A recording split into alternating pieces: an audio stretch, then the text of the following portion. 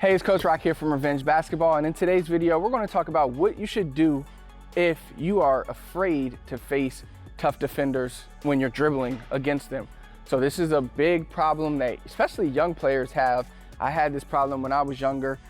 It's like, it's easy to be a tough defender, but it's harder to, it takes more time to get your handles at the level they need to be at to face those tough defenders.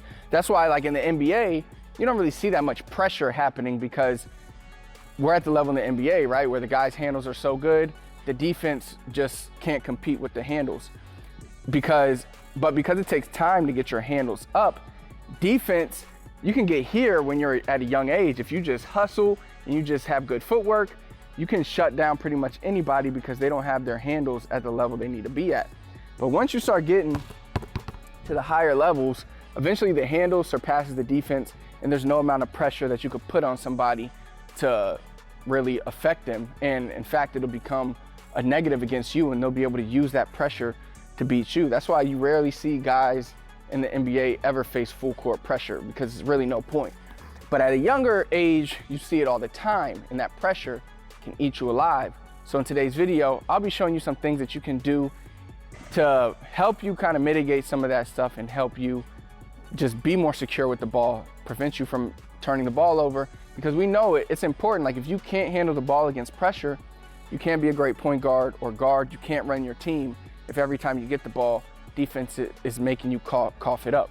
So I'm going to go over a few basic tips in this video that are going to help you with that.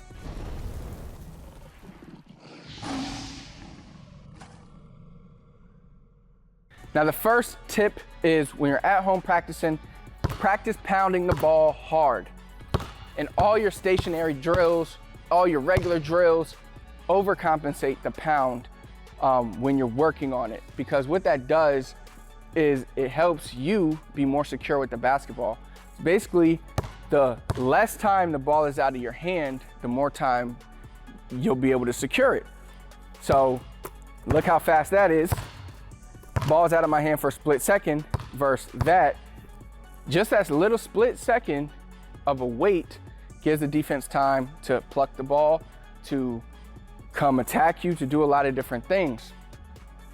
So that's the first thing. Another thing that helps with pounding the ball is you become more explosive on the court. You just can't be explosive if you're not pounding the ball. If I'm pounding the ball, I'm immediately much more explosive. Like everything goes together. To pound the ball, you got to use strength, and that strength forces you to speed your body up, and it just makes you more explosive.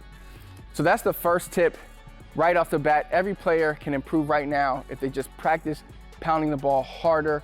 Another good thing to do is even implement like they have weighted basketballs that you can get, and practice pounding those weighted basketballs. And then when you get a regular basketball, it's going to feel like a tennis ball or something, and you'll be able to really pound the ball super hard, and you'll be able to control the ball well, and you'll be able to be explosive when you go. So the next thing you want to do is pick a move or two that you can go to. And I recommend having a simple move, like an in and out. My favorite moves, like a basic hesitation move or a spin move. These are basic moves that you can do pretty much in any situation, whether you're facing like full court pressure or whether you're facing half court pressure. Any of those things, by having a simple move, you'll be much more protected when you're on the court, especially when you practice this move, because when you face tough defense, you're going to kind of go back to what feels natural for you. So if you have a good go-to moves, and I'm not talking about moves that help you cross up the defense or anything like that. I'm just talking about moves that help you protect the basketball. So that's what scissors moves, spin moves, and stuff like that is going to do for you. They're really going to help you protect the basketball. So here, little hesitation moves, basic moves, again, that you can go to in any situation that you face. All right, now the next thing is to not shy away from contact. So a lot of players, especially when they're handling the basketball, they don't want to face contact, but you can use that to your advantage, because at the end of the day, when you're playing basketball, it's about angles, And if you're initiating contact with the opposing player, then you can pretty much determine what angle you're going to take. So a lot of times when you see the best people drive to the basket, they stay, this is just an example, but they drive straight and they always stay inside of this elbow. So when you stay inside of that elbow, the only way you're going to be able to do that is by initiating contact. Or if somebody's pressing you full court, a lot of players have the tendency to try to run like they let the defense make them work too hard, when they could easily just blow by the defense by maybe initiating a little shoulder to shoulder up front. Then you blow by them, then they're trying to recover, then you stop, then you do it all over again. But by initiating that contact, you're the one setting that tone. Instead of the defense forcing you where to go, you're forcing where the defense is going. You're turning him, you're making him do a lot of different things.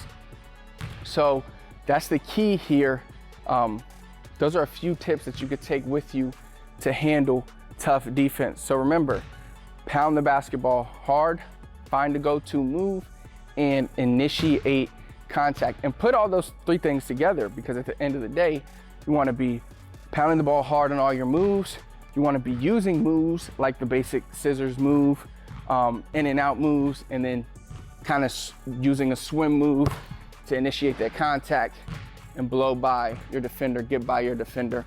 So when you put all those things together, you become much more difficult to guard on the court.